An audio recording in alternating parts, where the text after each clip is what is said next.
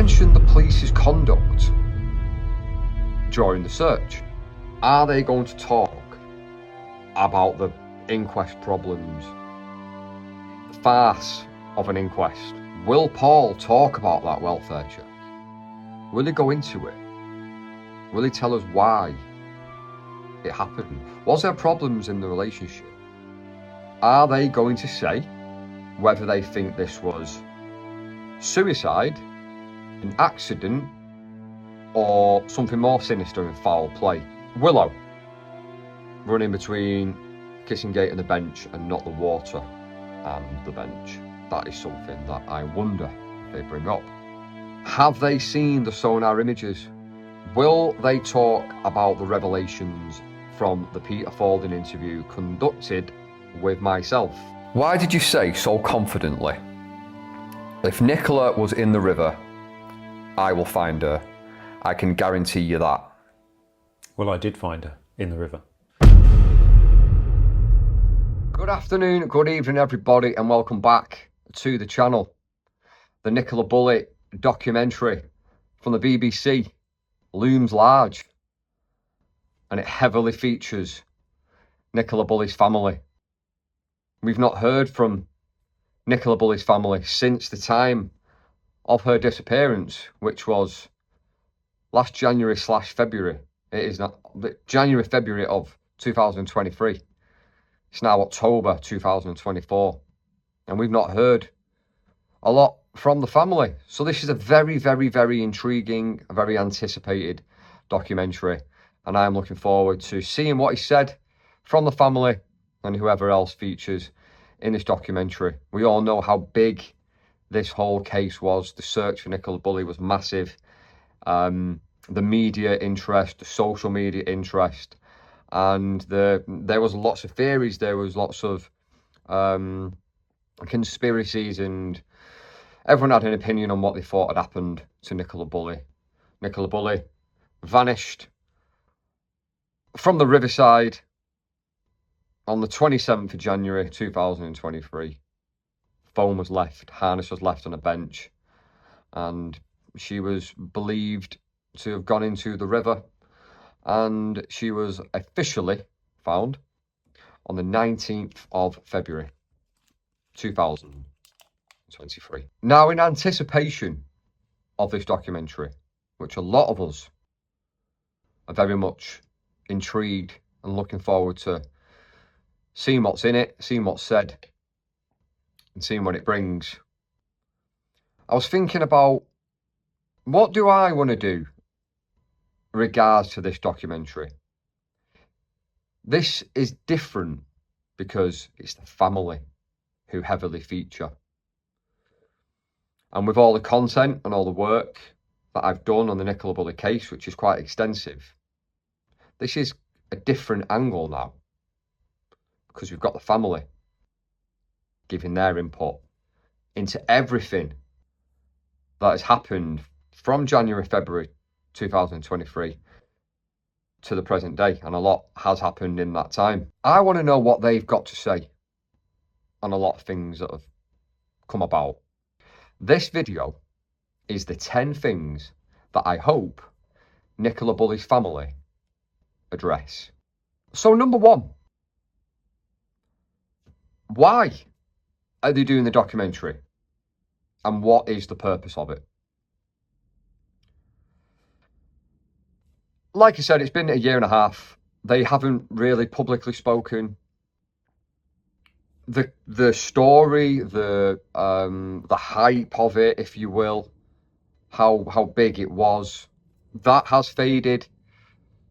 So I asked myself, why are they doing the documentary?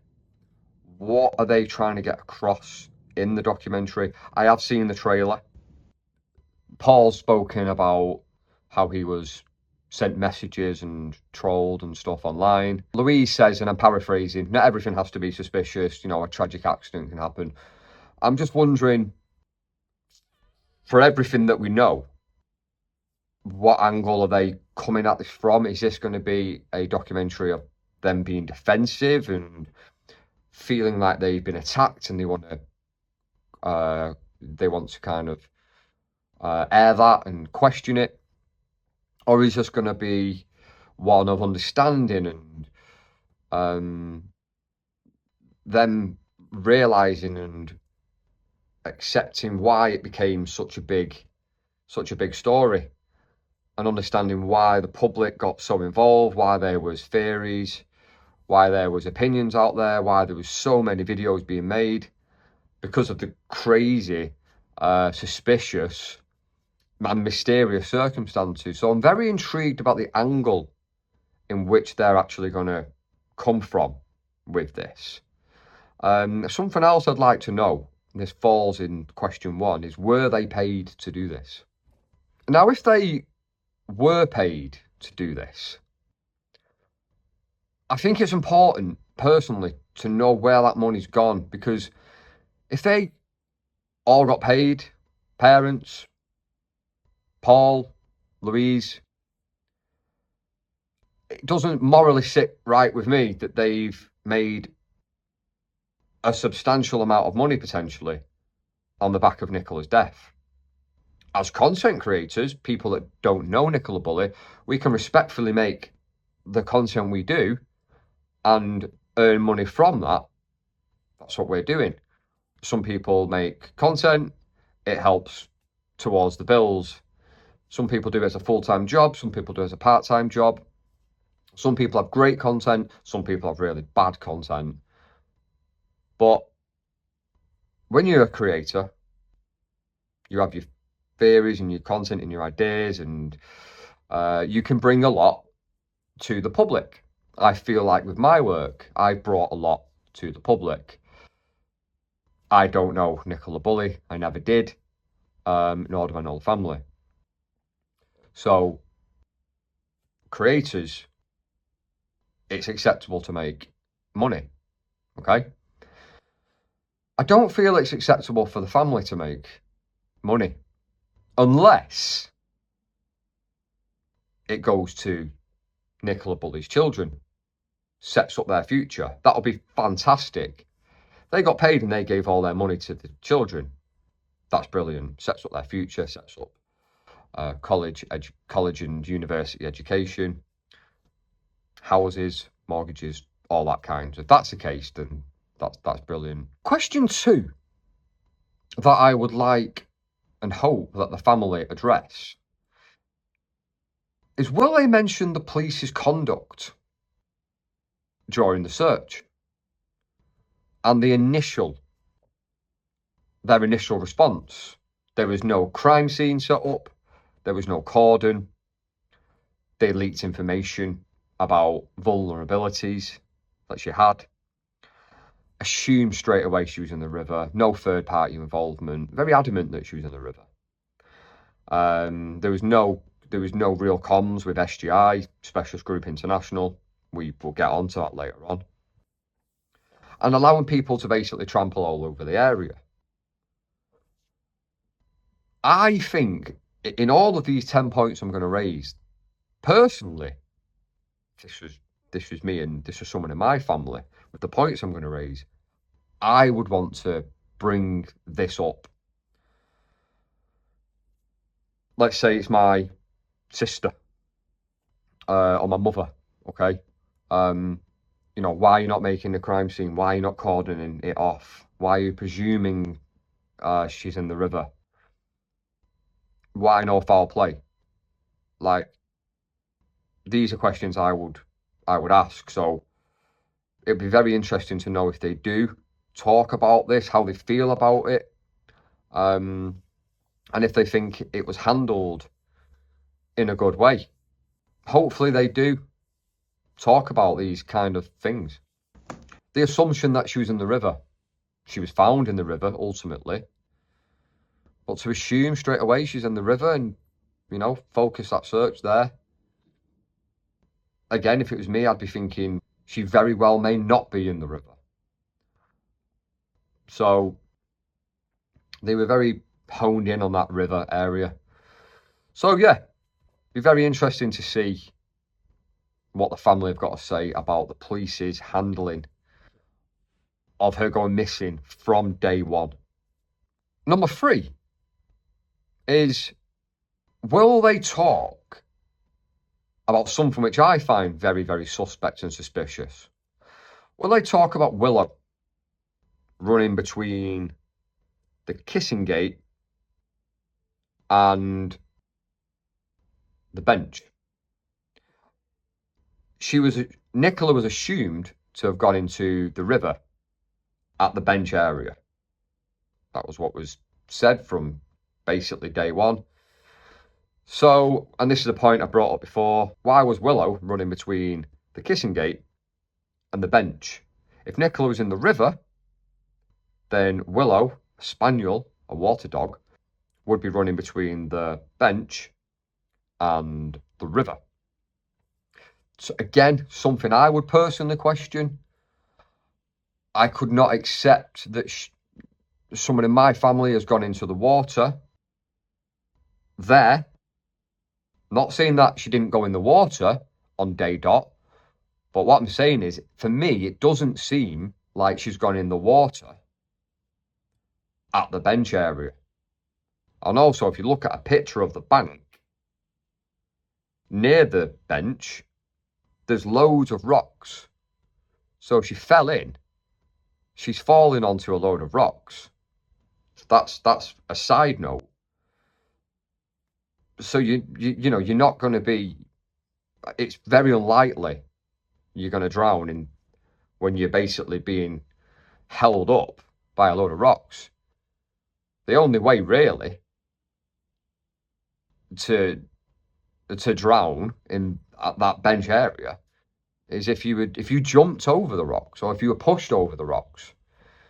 But then again, why is Willow not down at that water? If Nicola was at the bench and she went in at the water there, Willow would be running in between those two areas. She was running between the kissing gate and the bench. So again, will the family talk about that? Will they talk about things that don't make sense? And I'm very, very intrigued and looking forward to this documentary. We haven't heard from the family. And with everything that's happened, with the Peter Forden interview, which we're going to get to, with the Man in Black revelation, with the inquest, which was shambolic, in my opinion, this all came after they were speaking back in January, February. There's lots of stuff that has come. So it's very interesting to know, are they going to talk about any of it? So yeah, Willow running between the kissing gate and the bench and not the water and the bench. That is something that I wonder if they bring up. Number 4, are they going to say whether they think this was suicide, an accident, or something more sinister and foul play? I have noticed that Louise said something about not everything has to be a conspiracy or sinister, it could just be an accident. With everything that surrounds this case and a lot of the things that don't add up, suspicious behaviour from various parties, whether it be police conduct, people in the family and their demeanour on camera and what they said and contradictions, I wouldn't be leaning against an accident. I'd be leaning against something a bit more sinister, a bit more down the foul play route. But it appears that Louise thinks it was an accident. What, so Nicola just fell in to the river? She just fell in and drowned? Again, there's rocks right on the edge though. So if she fell in, she's going to be held up by them rocks. Unless she was knocked out and hit her head on the rocks. But then, if that's the case, if she died there and then, she would have been found right there at the water's edge near the river bench. I feel like we're back there again. Back in that Nicola Bulley phase of that phase of life, talking about it again, and it's all coming back to me, all these things that I thought and the anomalies and things that don't make sense, and they're there and they feel stronger. Nicola Bulley has been wrapped up for me for quite a long time, but with this documentary coming out, and especially with the family talking, we have to speak about this. And we would like to know, I know I would, what the family think about a lot of these things. So it'll be interesting to know furthermore what the parents think, what Paul thinks. I've got an idea of what Louise thinks. Accident, foul play, or suicide. It's going to be fascinating. It's going to be a fascinating documentary to watch. 5. Are they going to talk about the welfare check that happened a few weeks before she went missing? What was it about? What was going on in the family home? Why was the call made for that welfare check? Who made it? What was going on in the relationship between Paul and Nicola at the time? Will Paul talk about that welfare check? Will he go into it? Will he tell us why it happened? Was there problems in the relationship? We don't need to know every single detail about their relationship, but the welfare check was made public, and it would be very interesting for Paul to let us know what that welfare check was all about. This is a great opportunity. It's a great chance for them to to let us know what they think about certain things that we've all talked about, to give us their opinions, to let us know what they found dodgy, to let us know what doesn't sit right with them, to talk about this welfare check, to talk about the police conduct at the beginning of the search. Why did they say they think she's in the river? Why did they not make it a crime scene? It'd be good to hear it from them. Fascinating. I'm really, really intrigued about what's going to happen in this documentary. So yeah, this welfare check. Why? How was the relationship? But be honest with us. How was it? If you're in a bad place, then lots of marriages, lots of relationships have bad times. Like, it's part of life. So no one has to pretend it was all rosy and fantastic. I think the more that it's said that this was a perfect, rosy, brilliant, perfect relationship, the more suspect the whole thing seems. This documentary is huge because things will be looked at. What he said will be studied. What is mentioned will be studied. What the family think, or what they say they think, will say a lot about certain people's credibility, perhaps, and just about the whole feel. Some people thought this was a psyop. Some people suspected foul play from within the family. Some people think corruption from the police. This is why this is such a huge documentary. And it brings me back to the first point of why is this being made? And what do the family want to get across with this documentary? What's the message here? At the end of it, when we turn our TVs off and we sit back, what do they want us to have gotten from this documentary? Now, this is a very important one for Paul himself, okay? Now, a lot of people had suspicions of Paul back in January, February. I had my own suspicions back in January and February. Many, many, many people did. And there's reasons for that. There's many, many reasons for that, and we're going to go into those in a moment. With everything that's passed, with everything that's been and gone, my personal opinion, on who I think may have been, if it was foul play, I do believe foul play. I don't believe it was an accident. I don't believe she committed suicide. I believe foul play. I've always thought foul play. I always will think foul play. Now, who is involved in that foul play? I don't know where I stand with that anymore, because there's so much has happened since January, February. I did the interview with Peter Falding, which again we'll get into, where he said he found her in the river on his second day of searching. The police said they'd searched his target and there was nothing there. So that changes my perspective. It makes me think, well, and seeing sonar images which look like a body in the river,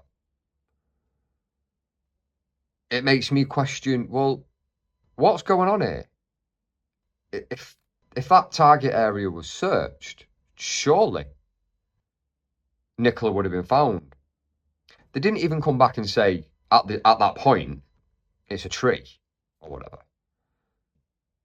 They said it's nothing. Well, it can't be nothing. We're going to get into that. I'm talking about a point which is coming up later on. What I'm saying though is my opinion of the foul play and who's involved has changed over time. So the suspicions that I had early on are not necessarily the same suspicions that I have now, as it's changed over time. With interviewing Peter Falding, seeing the images, hearing about how he wasn't able to dive, how they searched the target and came back and said it's nothing. I'm thinking there is some corruption somewhere. There is some foul play somewhere, in my opinion, but I don't know where it comes from. It's quite conflicting and confusing, because originally Paul did look suspicious. He did. There's no getting away from that. I'm going to go into that in a minute. But then the police conduct was suspicious as well. Both things can't be true. Can't be Paul's suspicious and the police conduct is suspicious. So I don't know where I stand with that anymore, although what I do think is foul play was definitely involved. So, regards to that, will Paul reflect on why people suspected him? This is not me suspecting Paul, as I've just mentioned, right? I've explained that. But will he reflect on why people suspected him? Can he step out of his own shoes and stand outside and look in onto how he acted and how he behaved back then? Can he look at the footage of him in those early days, and can he see why people suspected him?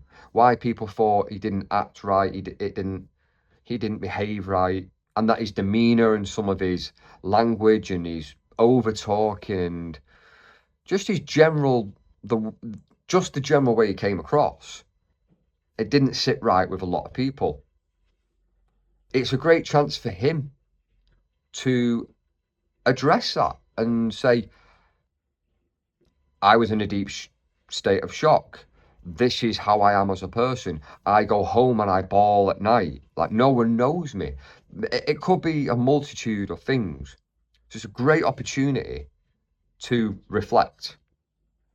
So, will he understand that the behaviours he displayed at the time did make him look suspicious? Will he understand where people were coming from? Very, very important. And like I said, it's a great opportunity to... He doesn't have to explain himself. Let's make that clear. But when so many people are calling out how you acted and how you behaved, if that was me, I would just say, look, this is how I am as a person, X, Y, Z. Whatever he's got to say, however you'd word it. Is he going to be totally defensive? Is he going to be like, how dare you assume I was involved? Is it just going to be I was getting abuse every day, I was getting messages and people were saying I did it and all this kind of stuff? Because I think you should look back on your own, how you came across, and just go, yeah, in that Sky interview, I did laugh. I didn't show any emotion.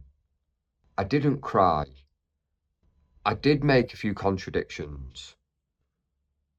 I did maybe overtalk, but that's because of my nerves. I did kind of look a bit shady. Has he got any rebuttal to that? Can he help us understand why he was the way he was? I think that's very, very, very important. Can he explain, or will he explain, some of the contradictions that I and a lot of people noticed? There was something that he said that jumped out to me.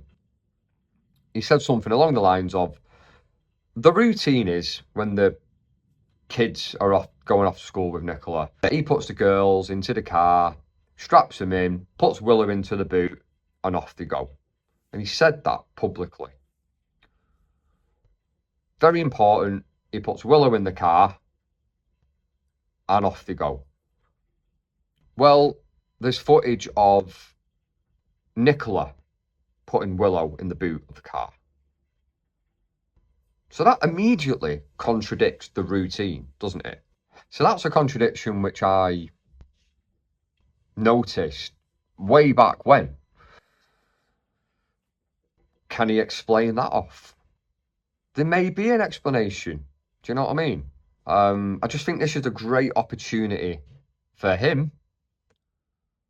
You need to have, I feel that you have to have that, taking a step back, looking at your own behaviour. If everybody is saying something similar about you, then it might be worth thinking, why are they saying this? Rather than just going, you're all attacking me, how dare you? If you're in work and someone says you're being rude all day, maybe it's because you're being rude. Don't just be defensive and say, why are you all saying I'm being rude? It could be because you're being rude. That's the kind of logic I'm going with. Another one which didn't really sit right with me was he got the call from the school about, I think it was about Willow being found, without Nicola, and he immediately made his way to the area, St. Michael's on Wire, to the river, to the field, and he immediately went there, and he called the police on the way, which would suggest that he was worried and he was panicking, right? Then he also said that when he got there, he was just expecting to go, oh, there she is, found her, which is a strange choice of words, by the way. Found her, not there she is. Found. I just find that a bit odd. But anyway, that's not the point I'm making. Point I'm making is, if you expected to just get there and find her, then why did you call the police on the way? That would suggest you were worried and panicked, but you thought you were going to get there and just find her. Suggests otherwise. Doesn't compute. It doesn't follow, really. And also, on that similar note, if you, as you said, you rang the police on the way, you are clearly worried and concerned about Nicola. So why did you get changed into gym clothes? Why waste valuable seconds, valuable minutes getting changed if you're worried about Nicola? If she had vulnerabilities, which you knew about, if there was this drink problem, If, you know, there was a welfare check and you know what happened there, we don't yet, we may never know, then you may have known something was up with Nicola. So, you know, why get changed into the gym clothes? Why mention it? Why bring that up? There was a lot of over-talking in some interviews that he did. So my point here is, I'm not here accusing Paul, right? I've been down the road of having my suspicions a long, long time ago. And as I've already mentioned, I really don't know where I stand. Since working with Peter Falding, I have a different way of looking at it where I'm thinking like, why was that target not searched? Or, sorry, why was Nicola not found? Was the target that he said searched? And if it was searched, then it clearly wasn't searched properly, going off Peter's claims and evidence that I personally saw myself, which did look like a body in the river. Whether it was or it wasn't, I'll never say that was a body in the river. I'll say, to me, it looked like a body in the river. So, yeah, just making that point clear about Paul. Not accusing here, but the point is, does he understand where people were coming from? It would be great to see him take a step back and go, I do get it. I do understand X, Y, Z. This is why I said this. This is why I said that. I was, you know, whatever it may be. Just help us. Just help us understand. So that'd be very, very interesting. That interview he did, I think it was, yeah, the interview on Sky, where he's smiling and stuff. I think for a lot of people, that's where the suspicion first came about with that first interview. He's smiling and no real emotion, no tears, no real panic. That's where it all kind of started. Then the contradictions come. The way that he spoke didn't seem right to a lot of people. So, will he address that? Will he understand where the public were coming from? For people that messaged you, which we've seen on the teaser, swearing at you and saying, we know you did this, you, and then a swear word,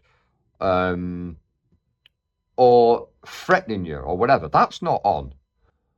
But to people to suspect you because of the behaviours you displayed, that's fair.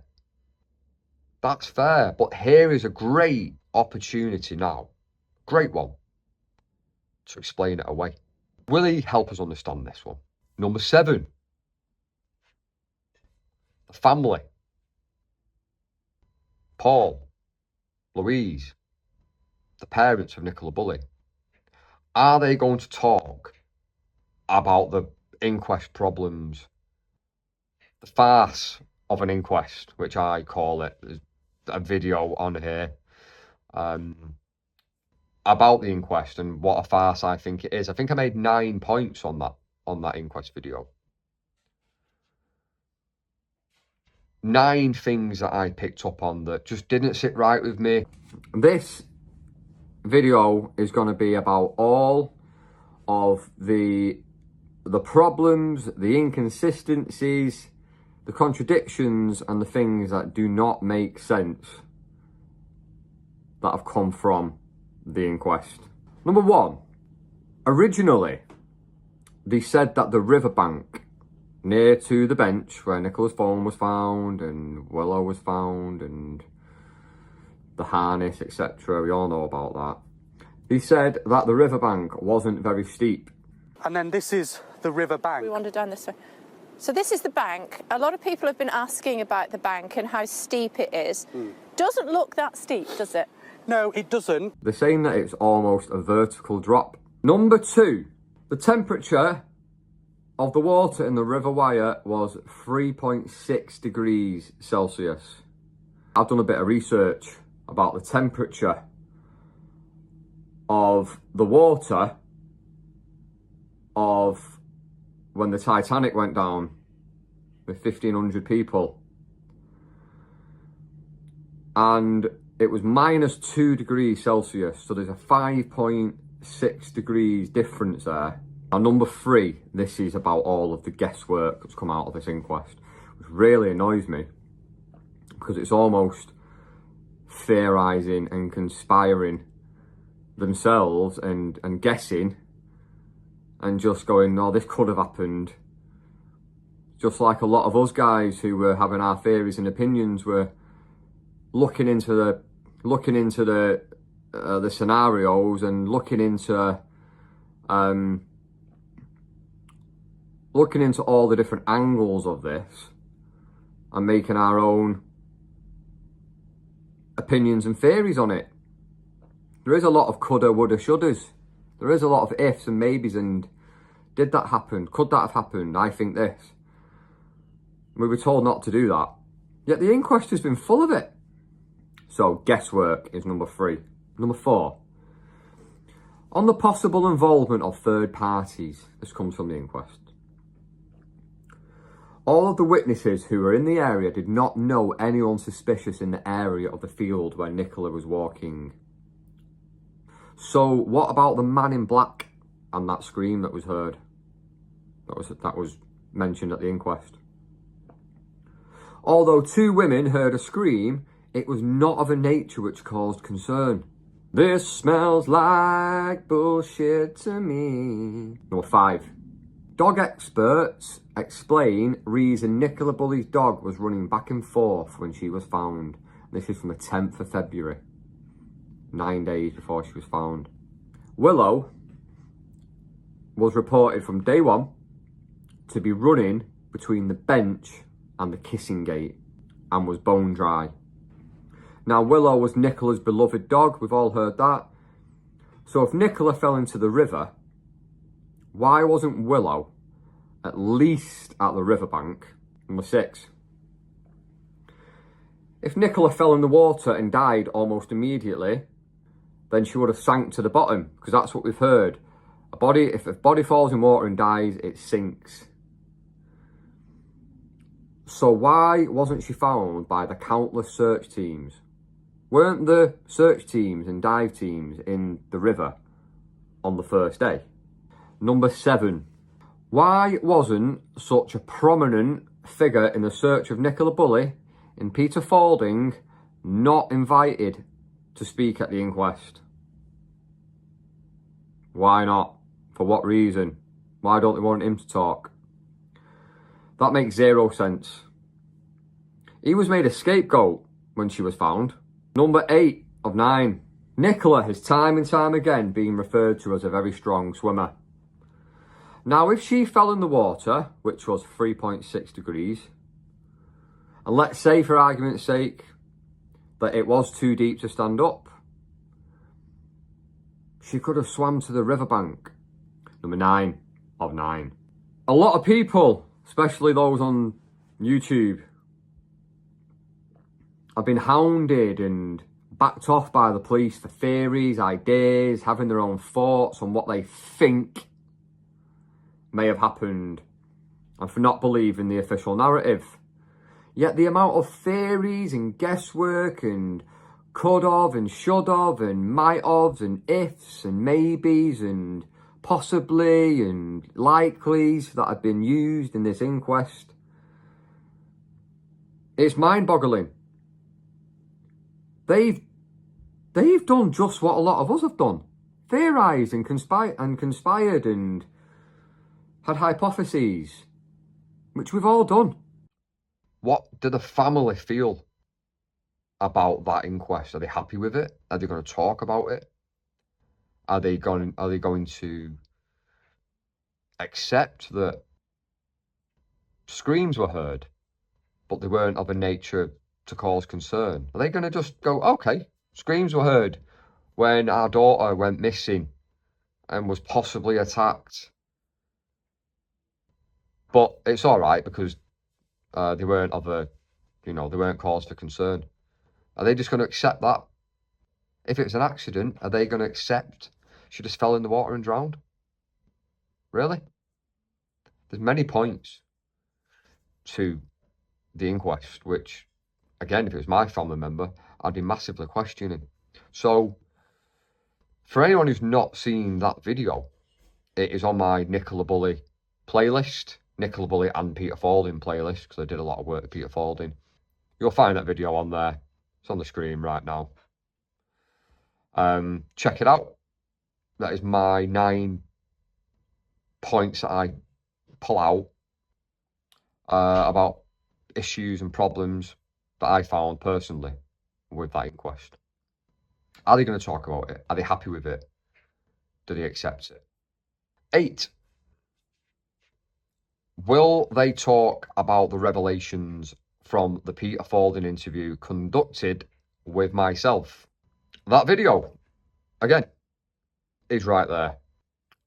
That interview that I did with Peter Falding is the only interview of length. He did a minute or so on Sky with Martin Brunt, declaring that he'd found Nicola Bulley in the river. After 6 minutes of his search on day 2 of his search. Why did you say so confidently, if Nicola was in the river, I will find her? I can guarantee you that. Well, I did find her in the river.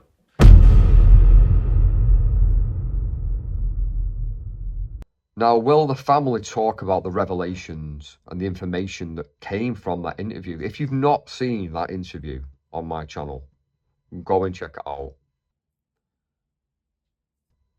I did find Nicola Bulley in the river is the title. And do they believe his claims? Do they believe what he is saying about finding Nicola Bulley?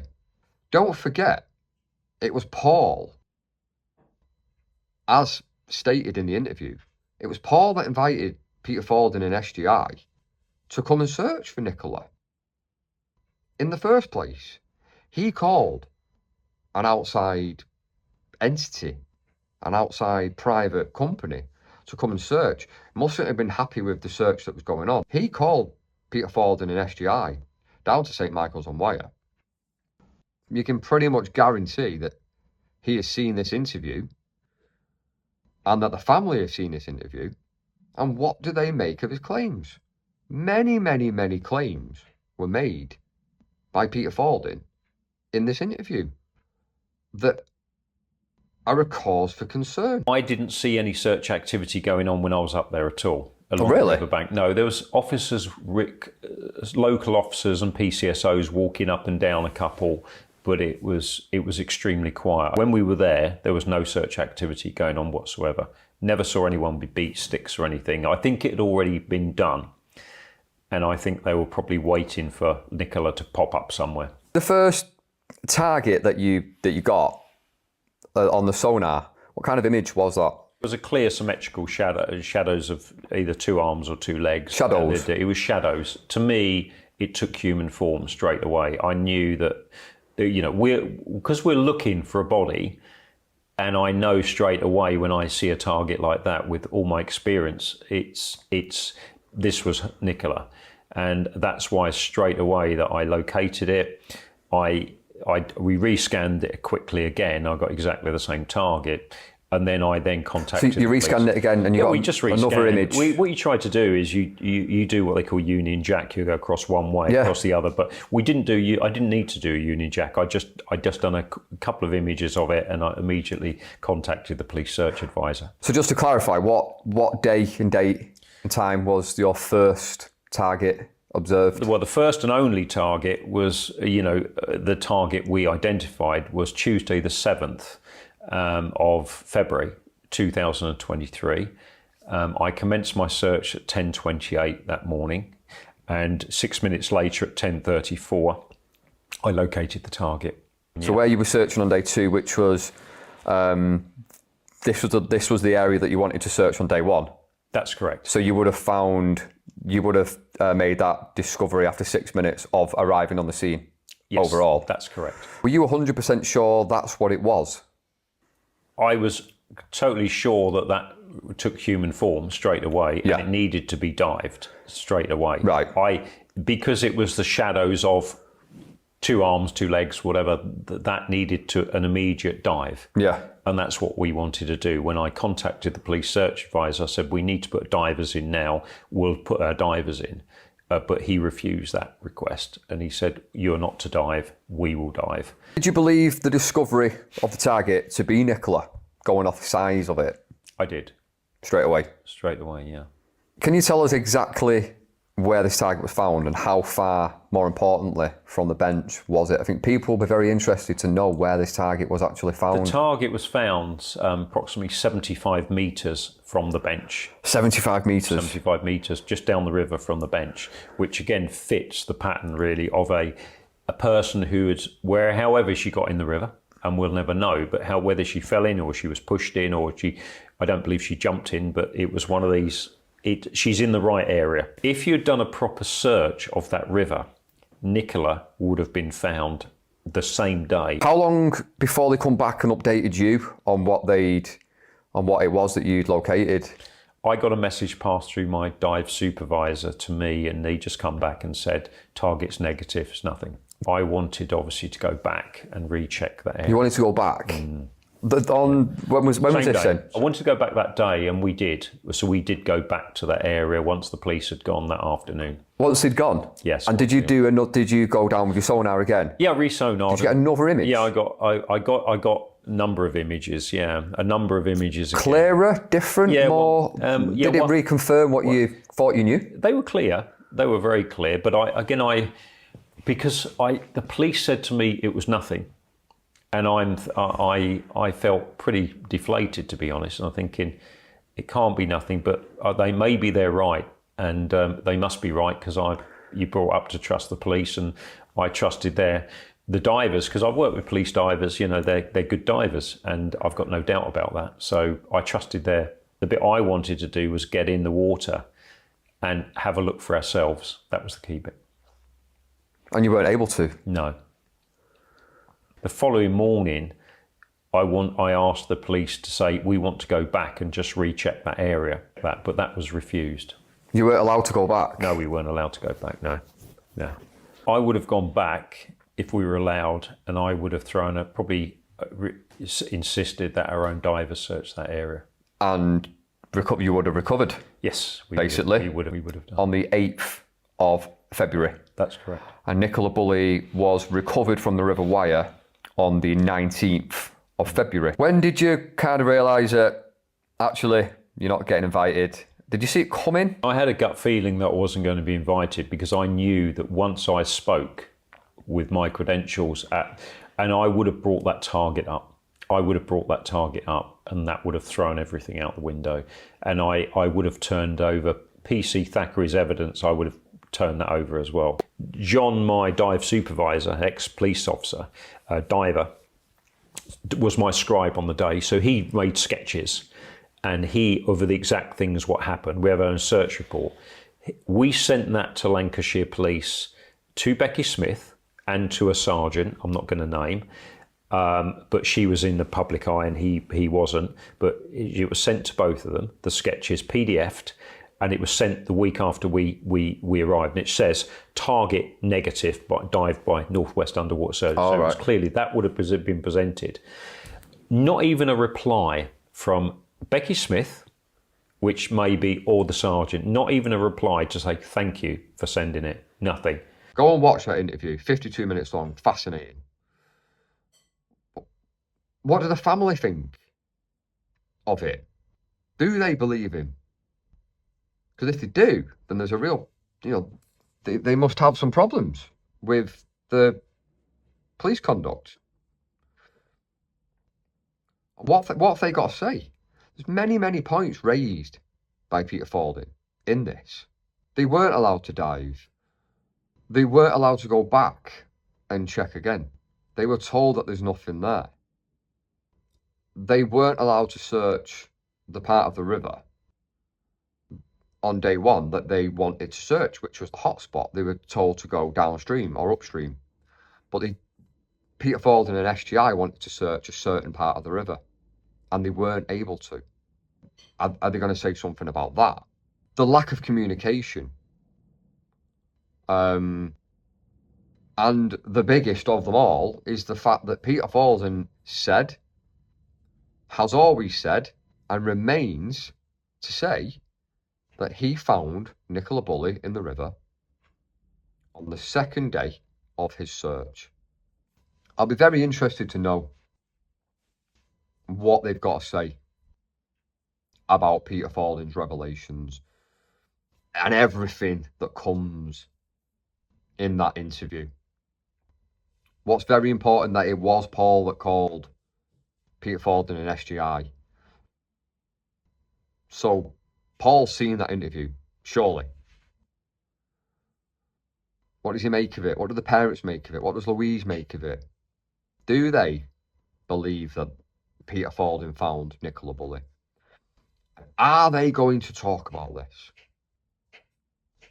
If it's totally ignored, I'll be very, very, very surprised. I'll be very shocked. You ask yourself, why would you ignore such a statement? Why would that not be in the documentary? It's all very, very fascinating and very, very intrigued about what's going to happen in this. 9. Will they talk about the senior police officers who retired early, as in Becky Smith? She retired a couple of weeks before mine and Peter's interview on my channel. She retired early. She retired 2 weeks. Don't forget, the Peter Falding interview with me was released on the same day as the College of Policing report came out.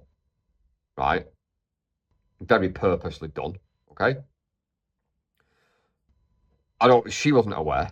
Not many people were aware that we were releasing this interview. But the COP report was, everyone knew it was coming out. And she retired 2 weeks before. She retired early. Are they going to question why? Why is a senior investigating officer retired early? Why is she retired 2 weeks before the COP report? What's going on there? Also, the officer that was sat next to Becky Smith in the press conferences, about 4 or 5 days after a live Q&A with Peter Falding that I did a few weeks after my interview, where I gave you guys, the public, a chance to ask a question. I got 50 questions from you guys for Peter Falding. About 4 or 5 days later, he's found dead at his home, a healthy man. And then a month or 2 months later, the Chief Constable of Lancashire Police retires. So all in quite a short space of time. But what is also important to note is at what time they either retired or they died. So these 3 big figures in Lancashire Police, all around the same time as the College of Policing report and my interview with Peter Falding and my subsequent Q&A, they've all left force or died. What do they have to say about that? Do they have an opinion on that? Do they find that suspect? I find it a little bit suspect, certainly. I think a lot of people out there do. Again, I'm just going to reiterate, this is fascinating, like this whole documentary and what they are going to speak about, what they're going to bring up. Fascinating. So, will they have something to say about those officers in the high rankings and how they all left / died all around the same time? What do they make of that? And if, going back to a previous question, the whole family says that they think it's an accident, it all seems pretty dodgy, doesn't it? Because there's so many parts to this whole case that don't make sense, that don't sit right with people, that are dodgy, that do make you question what's reality, what's not, what's the truth, what's a lie. People's behaviour, what people have said, attitudes, demeanours, officers retiring and dying, and all this crazy stuff. The inquest, the interview, Peter Falding, you know, all of that, everything. The screams heard, it goes on and on and on and on and on. Willow not going near the water, it just goes on and on and on. So if they say, yeah, we think it's an accident, that would blow my mind. But I did hear Louise say that in the teaser. Words to that effect. So yeah, if that's the outcome, then something's a bit dodgy in it. Something's got to be. It would just feel strange. And people who have called this a psyop, like, I don't think it's a psyop, not for a moment. But you've got to understand why some people do. This goes back to, like, Paul understanding why people question his behaviour and his demeanour. You've got to understand why people may think this was a psyop. I understand why people do think it's a psyop. Totally. 100%. Odd one. Very strange. Right. 10 of 10. We're near the end. Have they seen the sonar images? Simple as that. Have they seen them?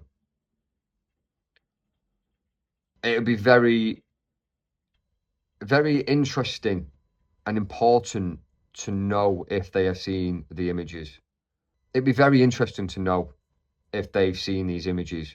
I would assume that they have. I don't know if they have, but I would assume that they have. So, will they talk about that? Will they say what they think? Is this documentary going to blow our minds with some of the stuff they're going to say? Or is it all going to be about, why was everyone talking about Nicola? Why was everyone talking about our sister, our daughter, my partner? She was just a normal girl. Why were people accusing X, Y, Z? You know, it was an accident. Is it going to be that? Or are the family going to blow our minds and go into loads of these points that I've just mentioned? Have they seen the sonar images? What do they think of them if they have? Do they give them credibility? Have they spoke to Peter Falding about this? Have they spoke to the police about these images? Have they asked the police why the target that Peter located have they asked the police why they came back and said it was nothing? If they've seen the images, you know, if they've seen the images and what looks like a body on the river, and Peter's claimed that she was there, and the police have come back and said it's nothing, have the family questioned the police about that? Have they spoke to them about these images? Have they spoke to them about Peter Falding's revelations? Have they spoke to the police about why Peter couldn't dive, why SGI couldn't dive, why they couldn't go back, why she wasn't found if she's claimed to be there, why there was no, why Becky Smith never met SGI and Peter Falding? Are they going to ask these questions? Very, very, very interesting stuff. I'm very much looking forward to this. I'm very intrigued. And I do hope that some of these points, some of these questions that I have presented right here, right now, are brought up, are talked about, are discussed, are answered. This is a great opportunity for us to get into the family's mindset, into Paul's mindset, to see things from their perspective. There's so many things that they can say and possibly clear up that make us look at this in a different way. The documentary's obviously already been made. It's out very, very, very, very soon. imminently it's out. So it's all wrapped up. I just hope that it does go into some of these questions that I've had. It should be used as an opportunity, in my opinion, to talk about some of these points and talk about things that don't make sense. The contradictions, the behaviours, the conduct, the inquest, the revelations from Peter Fording, the images, everything. It's a great, great chance for us, the public, to understand more, and for the Bulley family to give us their opinion on everything that we've spoken about, everything we found suspect. It's a great chance for them to give us their thoughts and opinions on what we have had our thoughts and opinions on. They are the 10 things that I hope the family address in the Nicola Bulley documentary. I'll make a video after the documentary has been aired. It'll take me a few days to get that sorted, and I will come back and do another video on what has occurred, what's happened, what the documentary was about, try and extrapolate what I think that the point of the documentary was, and let's see if they do talk about anything that I've raised in this video. Let's watch this space. The documentary is out imminently.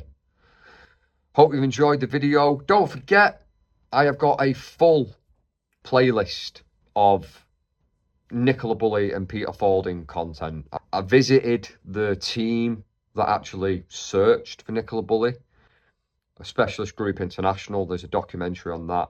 I did a documentary at Peter Fording's house when we look at all of his search and rescue equipment and a general kind of view of his life at home and the real guy, away from work and a family man, really.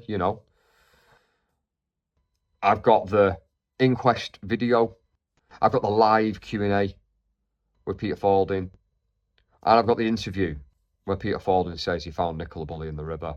There is a full playlist, so please go and check it out. Subscribe to the channel if you're not already subscribed. A lot of my viewers aren't actually subscribed, so subscribe to the channel. Put a like on this video. Please put a comment. Comments are great. I love reading the comments. I love getting your view on it. And share the video. Let's get it out there, and yeah, let's watch this space. And I will see you very, very soon after the documentary. So for now, have a great day and peace out.